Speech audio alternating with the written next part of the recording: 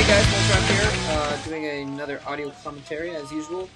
This is on the game between Zodiac and UpMagic, and this is part of the MSL, Season 4 of the Gom4 MSL series of MSLs. And this is the round of 16, and this is the first week. And this is basically the first game of a best-of-3 matchup. So whoever wins this game will have one game up, and then next week they'll play the second game, and if necessary, the third game. Before I do get started, I want to make something explicit, since apparently some people can't handle it unless it's completely explicit. So I want to say this: do not listen to my commentaries to get better at StarCraft. Okay, I've said it. Alright, if you do, I mean, there's stuff out there. If you do want to get better at StarCraft, you can go to the Team Liquid forums, the strategy forums, learn up there. You can go to sc2gg.com, and we've got actually a couple cool tutoring programs going on over there, as well as we've got this guy Combat, who I'm subscribed to, Wasif1112, who does first-person VODs. Chill has some first-person VODs out there. Noni has a couple out there if you can find those. So there's plenty of good stuff out there that are all much better than my commentaries for learning actually how to play StarCraft. I just have a decent grasp on the pro scene and most of the general pro strategies, and trying to make this thing more accessible to people that don't have a clue. So that's what I'm doing here. I'm not trying to teach anyone how to play StarCraft. This is going to be an exciting game, though. I'm really looking forward to this game. Well, I'm looking forward to it in one sense, and I'm also not looking forward to it, because I like both of these guys.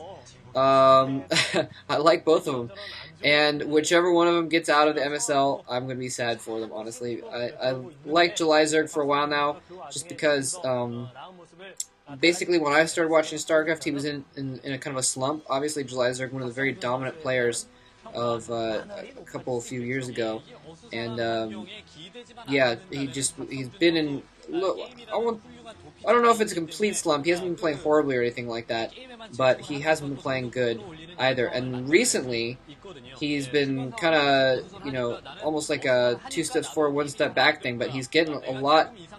He's getting up there really well. And I went back and looked at some of his old stuff and some of his new stuff. When he's on top of things, Zodiac is just absolute animal. Absolute animal. Sending out a couple drones here to make sure there's no harassment for putting down his hatchery there. And yeah, so I'm really, really excited to see Zodiac doing well. He's in both Star Leagues this season, which is absolutely incredible. That's not an easy feat to do, to get into both Star Leagues. And he's a little spoiler for the OSL, so don't listen for about 15 seconds. Zodiac also actually beat Bisu very cleanly in the OSL, so he's looking good to get out of his group for that. So yeah, should be interesting. UpMagic, I didn't really like him until more recently. Zodiac I started liking about 6 months ago when he started kind of looking like he might be getting back into shape. UpMagic, I didn't really pay much attention to him until the last MSL, and he did really, really well in that, and I was really, really impressed by his playstyle. And yeah, and it looks like he went for his command center before his barracks, which is really interesting. Yeah, it looks like 12, I didn't count, I think 14 SCVs and then a command center, which is really risky. If Zodiac had gone for a quick rush, then that would have been really, really bad news for him, because then he wouldn't have any defense out. He still might be theoretically bad news for him, depending on if he can get something up and going right now. He is getting 2 barracks up now, and that's a good thing for him. And yeah, good idea putting that supply depot there. If he can put a bunker down or something like that, that'll be what he needs to do. Yeah. But I guess he figured that since Zodiac's Overlord hadn't gotten to him yet, that Zodiac was not going to be able to scout, and he was going to go maybe more defensive, or I don't know. But yeah, so the command center going up though, and Zodiac now is scouting this. He sees that command center, so he's going to know exactly what's going on. And UpMagic's going to need that. He's going to have his pool coming up in just a moment here. Okay, he's got the pool up. Sorry, he's getting Lings out already.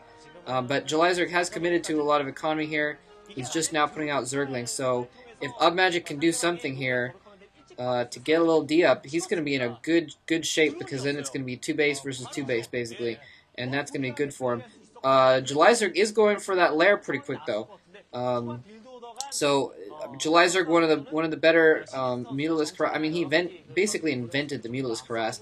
So, I mean, he has really good Mutalist Harass when he's on top of it. A few links coming in here. I really don't know why UpMagic hasn't put down a bunker. UpMagic, come on, put down a bunker, please.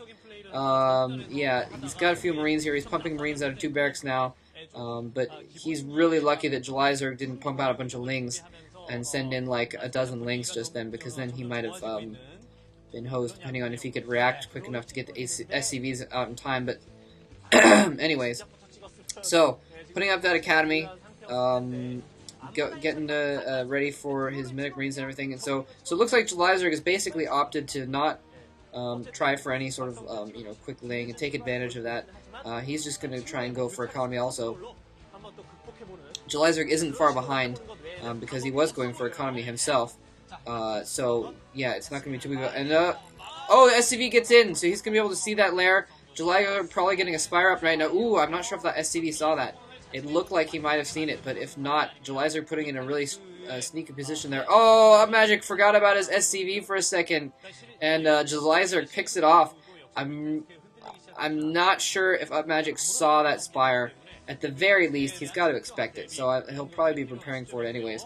But yeah, so like I was saying, July Zerg opting to just go straight for attack and econ of his own, and just going straight for that. And UpMagic putting up 3 more barracks now, which is, so basically he's got his expansion up and running, and he's just going into full-fledged macro mode here now. He's getting when SCV gets picked off there. Maybe, no, not 2. So yeah, UpMagic going into macro mode, and he might, oh, some more Lings starting to sneak in, and he's going to be able to sneak in a couple Lings there.